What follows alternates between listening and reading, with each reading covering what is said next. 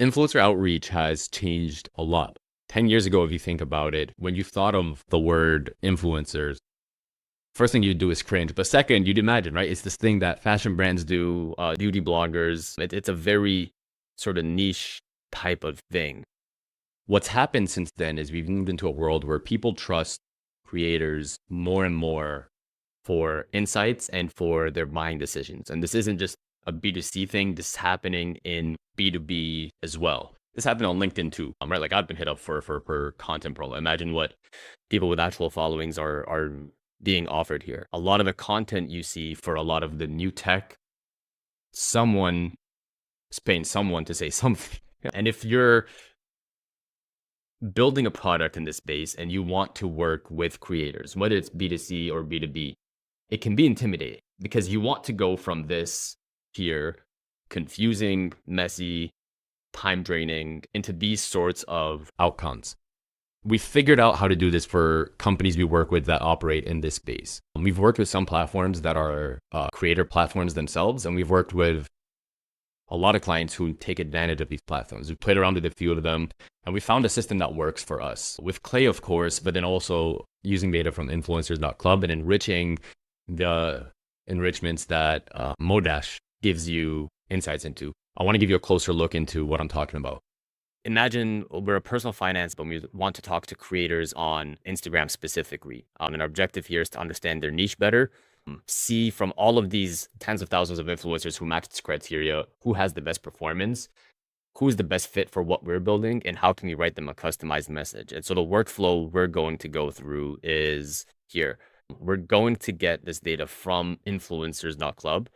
We're going to bring this into Clay. We're going to use some of the native enrichments first, scrape out what we can, and then we're going to plug that info into Modash. And Modash gives you next level enrichments. And this is kind of like the big difference maker here is what Modash can give you. It's expensive, but it's worth it. Because it's expensive, we're doing some of the upfront work in Clay to bring down that cost and still get the same outcome. And then we take those outputs from Modash, put them again into Clay, and figure out our messaging from there. Let me show you how this looks like in Clay. So we start off here in influencers.club. This is the first point, and this just makes it easy to get a really good set of data to start with. It's very easy to customize, and it's also very easy to get a preview for what you're looking into. So we'll start here. We're looking for creators. We don't want businesses. And let's say we want a max followers up to 80,000. We want to make sure they've posted in the last 90 days. That's important to us. And let's say Instagram and TikTok are platforms that we care about, and we also want them to be US based. Once we scroll down, this is like any sort of database that you're familiar with. It does some cool things. You can open up the profile and you can get a preview for who are you actually about to pull into. And it has all the metrics you would care about. But you can also see their posts and their reels in one place before you export what you're looking. Anyways, that's the starting point. We bring that list into Clay, and in Clay, we're then going to do a couple of things. We're going to clean this data up with Claygen first before we get into Modash. Modash is over here. The thing is, Modash is expensive to use, right? It's 5 credits per row if you use it. And so we want to be careful with what we're putting into Modash, and we want to scrape whatever we can with Claygen. And Claygen, we tried this last year, and Claygen couldn't do this before. I don't know what changed on the back end, but Claygen can now scrape specific things from Instagram the same way it can from a website. And this is impressive because now what we're getting as outputs is we're taking the bio, and we're also figuring out where their location is and their follower count before we've paid for any influencer tools. So this is just being done on an API cost basis. Very low cost to do, very easy. But we're doing these things because we can then you have Claygen and Modash take advantage of the information we've pulled. So the bio matters because we're going to scrape it later. And this just matters for our criteria to make sure we have the right information. And now we get into the good stuff. Modash gives you so much information that you could be pulling from. I'm going to click through onto edit column just to show you. Yep, so it's 5 credits per row.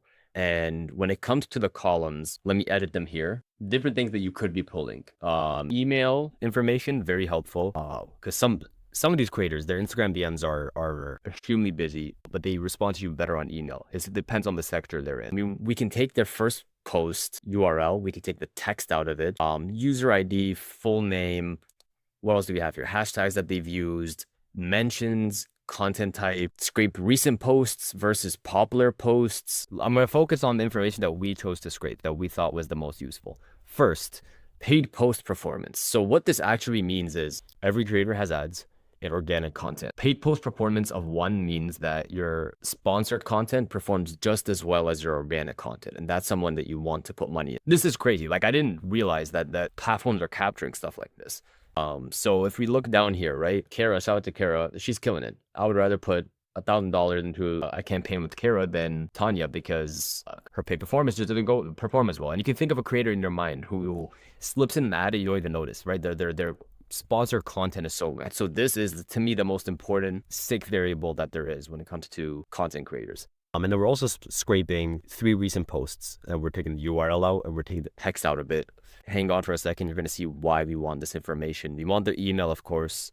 And then we're taking their age as well. This is important because depending on the product you want, you might want a Gen Z influencer. You might want someone who's a little bit older. Depends on what you're looking for. And then we're taking all the mode puts that we've taken. We're asking chat to basically classify what is the type of content.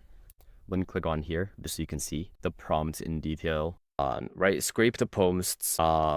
And then return JSON with what are their primary topics. We know they all do personal finance, but we want to know who does budgeting versus investing versus credit, careers, entrepreneurship, productivity, mindset. We're also going to find out for our finance fit criteria, are they strong, okay, or weak? All of this is going to help us with the objective of we don't want to work with a list of 100,000 personal finance creators. If we can narrow that down to 500 that are great for us, that have the best performing content, that have the best aligned content with the type of sponsorship that we're looking to do, we want those 500. I don't want to sit there in a pool of 100,000 and then waste budget reaching out to all of them. And then we're pulling out notable phrases that they keep repeating and then themes in their content. And so now what we have is, if I click on any of these, right, the 3 topics they talk about the most. We talked about Kara before.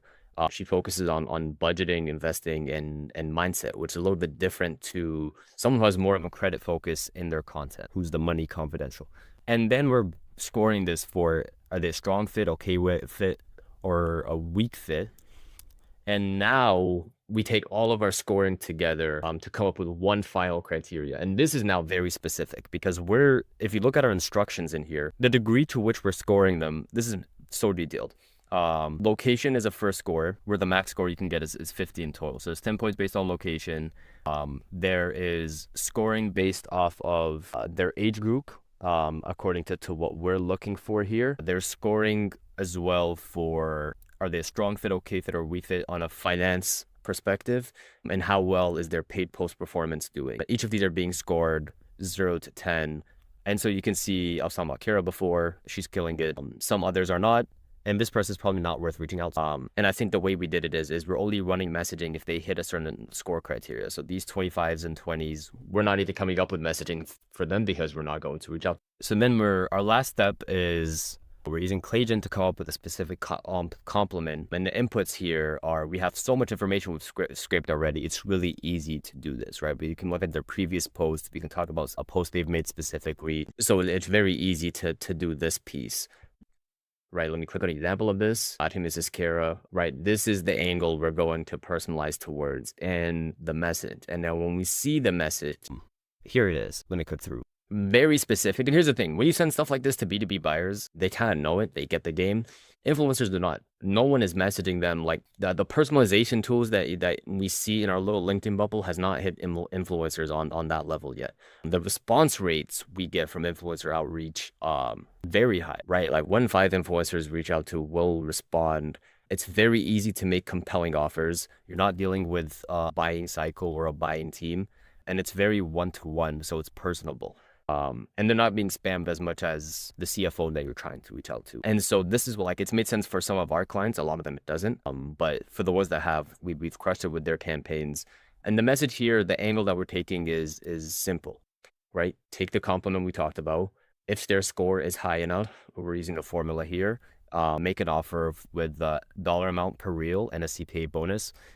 Very similar to campaigns we've run in the past, and they've crushed. Anyways, this is just to recap: influencers.club, data source, Claygen to clean up the data and take the basic enrichments that we want, Modash to get the impressive scraping that we're not able to do otherwise, including age group and things that you might not have immediately thought of, and then Claygen for scoring, GPT-5 again for actually writing the message and taking together all the pieces we've worked together to scrape. It's a quick 10-minute video on how to scrape influencers. That's build 2 out of 10 for Clay. Tomorrow I'll be sharing a video on the Zevenu approach to writing and personalizing emails with AI tools in Clay.